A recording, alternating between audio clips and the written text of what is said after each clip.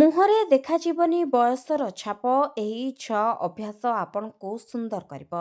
ଆଜିକାଲି ସମସ୍ତେ ଚାହୁଁଛନ୍ତି ତାଙ୍କ ଚେହେରା ସବୁବେଳେ ଚମକୁଥାଉ, ଚେହେରା ସବୁବେଳେ ସତେଜ ଦେଖାଯାଉ। କିନ୍ତୁ ଏଥିପାଇଁ ଯେ ସବୁବେଳେ ଦାମୀ ବ୍ୟୁଟି ପ୍ରଡକ୍ଟ ବା ବ୍ୟୟବହୁଳ ଟ୍ରିଟମେଣ୍ଟ କରିବାକୁ ପଡ଼ିବ, ସେମିତି କିଛି ନାହିଁ। ଆପଣଙ୍କ ଛୋଟ ଛୋଟ ଅଭ୍ୟାସ ଆପଣଙ୍କୁ ସତେଜ ଏବଂ ସୁନ୍ଦର ରଖିବାକୁ ଯଥେଷ୍ଟ। ଏଇଭଳି କିଛି ଘରୋଇ ଉପଚାର ଅଛି ଯାହା ବର୍ଷ ବର୍ଷ ଧରି ବ୍ୟବହାର ହେଉଛି। ଏହି ଅଭ୍ୟାସ ଗୁଡ଼ିକ କେବଳ ଆପଣଙ୍କ କେଶ ଓ ତ୍ୱଚାକୁ ସୁସ୍ଥ ରଖିବ ତାହା ନୁହେଁ, ବରଂ ଆପଣଙ୍କୁ ଫିଟ୍ ଆଣ୍ଡ ଫାଇନ୍ ରଖିବାରେ ମଧ୍ୟ ସାହାଯ୍ୟ କରିବ। ତେବେ ଆସନ୍ତୁ ଜାଣିବା ସେହି ସମ୍ପର୍କରେ। ତେବେ ଶରୀରକୁ ଅର୍ଥାତ୍ ତ୍ୱଚାକୁ ସୁସ୍ଥ ଏବଂ ସୁନ୍ଦର ରଖିବା ପାଇଁ ପ୍ରଥମ ଉପାୟ ହେଉଛି ଉଷୁମ ପାଣି ଲେମ୍ବୁ ସହ ସକାଳ ଆରମ୍ଭ କରନ୍ତୁ। ଲେମ୍ବୁ ପାଣିକୁ ଏକ ପ୍ରାକୃତିକ ଡିଟକ୍ସ ପାନୀୟ ଭାବରେ ବ୍ୟବହାର କରାଯାଇଥାଏ। ଲେମ୍ବୁ ରସ ମିଶ୍ରିତ ଉଷୁମ ପାଣି ପ୍ରତିଦିନ ସକାଳୁ ପିଇଲେ ଏହା ଶରୀରରୁ ବର୍ଜ୍ୟ ଉପାଦାନକୁ ବାହାର କରିବା ସହ ଶରୀରର ରୋଗ ପ୍ରତିରୋଧକ ଶକ୍ତିକୁ ବଢାଇଥାଏ। ଏଥିରେ ପ୍ରଚୁର ଭିଟାମିନ୍ ସି ଥିବାରୁ ଏହା ଆପଣଙ୍କ ତ୍ୱଚାରେ ଚମକ ଆଣିବା ସହ ତ୍ୱଚାର କୁଞ୍ଚନ ଦୂର କରେ। ଯଦି ଆପଣଙ୍କୁ ମିଠା ପସନ୍ଦ ତାହେଲେ ଏଥିରେ ମହୁ ମିଶାଇ ମଧ୍ୟ ଆପଣ ପିଇପାରିବେ। ସେପରି କେଶରେ ତେଲ ମାଲିସ କରିବା। ଆମର ସୌନ୍ଦର୍ଯ୍ୟ ବୃଦ୍ଧି କରିବାରେ କେଶର ଭୂମିକା ବେଶ ଗୁରୁତ୍ୱପୂର୍ଣ୍ଣ। ତେଣୁ କେଶର ଯତ୍ନ ନେବାକୁ ନିହାତି ଆବଶ୍ୟକ ଅଟେ। ତେବେ କେଶର ଯତ୍ନ ନେବା ମଧ୍ୟ ଜରୁରୀ ହୋଇଥାଏ। ଏଥିପାଇଁ ସପ୍ତାହରେ 2ରୁ 3 ଥର କେଶରେ ନଡ଼ିଆ ତେଲ ହେଉ କିମ୍ବା ବାଦାମ କିମ୍ବା ସୋରିଷ ତେଲ ମାଲିସ କରନ୍ତୁ। ଫଳରେ କେଶ ଉପୁଡ଼ିବା ବନ୍ଦ ହେବା ସହ କେଶ ଘନ କଳା ହୋଇଥାଏ। କେଶ ମୂଳରେ ତେଲ ମାଲିସ କରିବା ଦ୍ୱାରା ରକ୍ତ ସଞ୍ଚାଳନ ଭଲ ହେବା ସହ କେଶରେ ଚମକ ଆସିଥାଏ। ସେପରି ସୁପର ଫୁଡ୍ସ। ଆମ ରୋଷେଇ ଘରେ ଏଭଳି ଅନେକ ସାମଗ୍ରୀ ଅଛି ଯାହା ଆଣ୍ଟି ଏଜିଂ ଫୁଡ୍ ଭାବେ କାମ କରିଥାଏ। ଅଁଳା, ହଳଦୀ ବା ବାଦାମ ଏସବୁକୁ କିଛି କିଛି ମାତ୍ରାରେ ପ୍ରତିଦିନର ଖାଦ୍ୟ ସାରଣୀରେ ସାମିଲ କଲେ ଆମ କେଶ ଏବଂ ତ୍ୱଚାରେ ଚମକ ଆସିଥାଏ। ସେପରି ଯୋଗ ଏବଂ ବ୍ୟାୟାମ। କେବଳ ଖାଇବା ପିଇବା କାମ କରିବାରେ ଦିନର 24 ଘଣ୍ଟାକୁ ସୀମିତ ରଖିଲେ ହେବନି। ଏହା ସହ କିଛି ସମୟ ବ୍ୟାୟାମ ଓ ଯୋଗ ବି ନିହାତି ଜରୁରୀ। ବିଜ୍ଞାନ କୁହେ ମଣିଷର ଶରୀର ଏଭଳି ଭାବେ ଗଠିତ ଯାହା କଠିନ ପରିଶ୍ରମ କରିବା ଢାଞ୍ଚାରେ ଗଢ଼ା ହୋଇଛି। ବ୍ୟାୟାମ ନ କଲେ ରୋଗ ବଢ଼ିବାର ଆଶଙ୍କା ବଢ଼ିଯାଏ। ଆଗରୁ ଲୋକେ କୂଅରୁ ପାଣି କାଢ଼ିବା ଠାରୁ ଆରମ୍ଭ କରି ଚକି, ଶିଳ ଆଦି ବ୍ୟବହାର କରିବା ସହ ଢିଙ୍କିରେ କୁଟାକୁଟି କାମ କରୁଥିଲେ। ଏହା ପୁରା ବ୍ୟାୟାମର ଆବଶ୍ୟକତାକୁ ପୂରଣ କରୁଥିଲା। କିନ୍ତୁ ଯେହେତୁ ଆଜିକାଲି ଏସବୁ ନାହିଁ, ତେଣୁ ଦିନକୁ ଅନ୍ତତଃ ଅଧଘଣ୍ଟା ବାହାର କରି ବ୍ୟାୟାମ ଓ ଯୋଗ କରିବା ନିହାତି ଜରୁରୀ ହୋଇଥାଏ। ଏହା ଶରୀରକୁ ଫୁର୍ତ୍ତି ରଖିବା ସହ ତ୍ୱଚାରେ ବୟସର ଛାପକୁ ଏତେ ଶୀଘ୍ର ଆସିବାକୁ ଦିଏ ନାହିଁ। ସେହିପରି ଆଉ ଏକ କାରଣ ହେଉଛି ବା ଉପାୟ ହେଉଛି ଭଲ ନିଦ। ପରିଶ୍ରମ କରୁଛନ୍ତି ମାନେ ଶରୀରକୁ ବିଶ୍ରାମ ଦରକାର।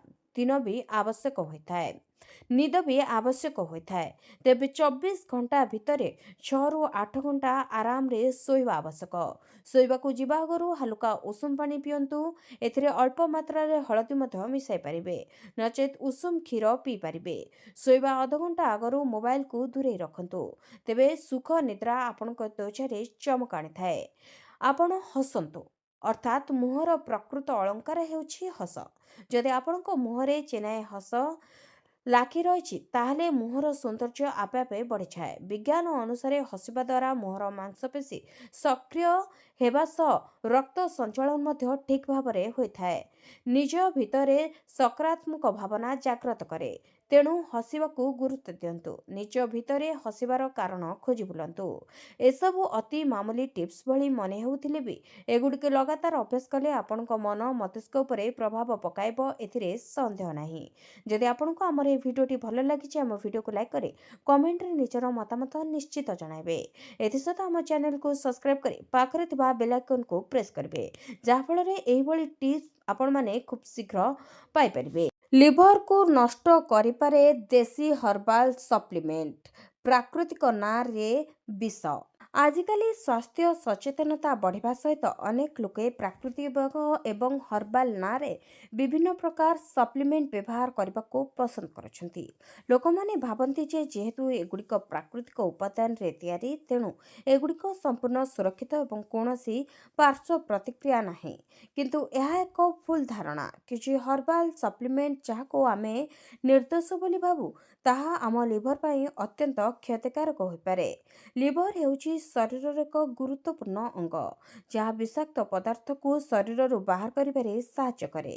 ଯଦି ଲିଭର ଠିକ୍ ଭାବରେ କାମ ନ କରେ, ତେବେ ଶରୀରରେ ବିଭିନ୍ନ ପ୍ରକାର ସ୍ୱାସ୍ଥ୍ୟ ସମସ୍ୟା ଦେଖାଦେଇପାରେ। ତେବେ ଆସନ୍ତୁ ଜାଣିବା ଏପରି 5ଟି ଦେଶୀ ହର୍ବାଲ ସପ୍ଲିମେଣ୍ଟ ବିଷୟରେ, ଯାହା ପ୍ରାକୃତିକ ନାଁରେ ଆମ ଲିଭରକୁ ଚୁପଚାପ ନଷ୍ଟ କରିପାରେ।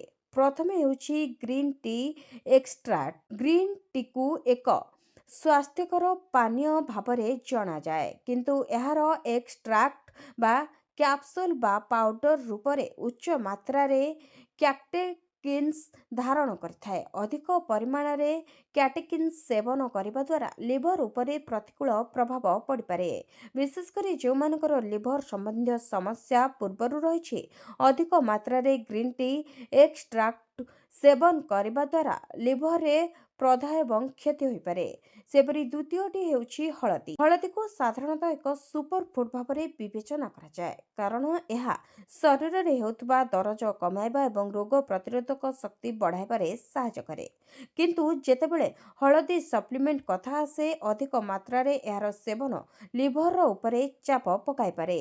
କିଛି କ୍ଷେତ୍ରରେ ଏହା ଲିଭର କ୍ଷତି ଏବଂ କିଡନୀ ଷ୍ଟୋନ ପରି ସମସ୍ୟାର କାରଣ ମଧ୍ୟ ହୋଇପାରେ। ତେଣୁ ହଳଦୀକୁ ଖାଦ୍ୟରେ ସୀମିତ ମାତ୍ରାରେ ଗ୍ରହଣ କରିବା ଭଲ ଅଟେ। ତୃତୀୟ କାରଣଟି ହେଉଛି ଅଶ୍ୱଗନ୍ଧା। ଷ୍ଟ୍ରେସ୍ କମାଇବା ଏବଂ ଶକ୍ତି ବଢ଼ାଇବା ପାଇଁ ପ୍ରସିଦ୍ଧ ଅଶ୍ୱଗନ୍ଧା ମଧ୍ୟ ଯଦି ଭୁଲ ମାତ୍ରାରେ ଗ୍ରହଣ କରାଯାଏ, ତେବେ ଏହା ଲିଭର ପାଇଁ କ୍ଷତିକାରକ ପ୍ରମାଣିତ ହୋଇପାରେ। ବିଶେଷ କରି ଯଦି ଏଥିରେ ମିଶାବଟ ଥାଏ ବା କିଛି ଜିନିଷ ମିଶିଥାଏ, ତେବେ ଏହା ଲିଭରରେ ପ୍ରଦାହ କିମ୍ବା ହେପାଟୋଟକ୍ସିସିଟିର କାରଣ ହୋଇପାରେ।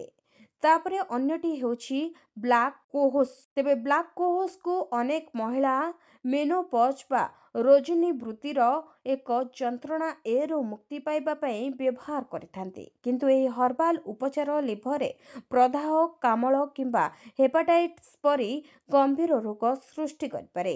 ଯେଉଁମାନଙ୍କୁ ପୂର୍ବରୁ ଲିଭର ସମସ୍ୟା ଅଛି, ସେମାନେ ଏହାକୁ ଆଦୌ ଗ୍ରହଣ କରିବା ଉଚିତ ନୁହେଁ।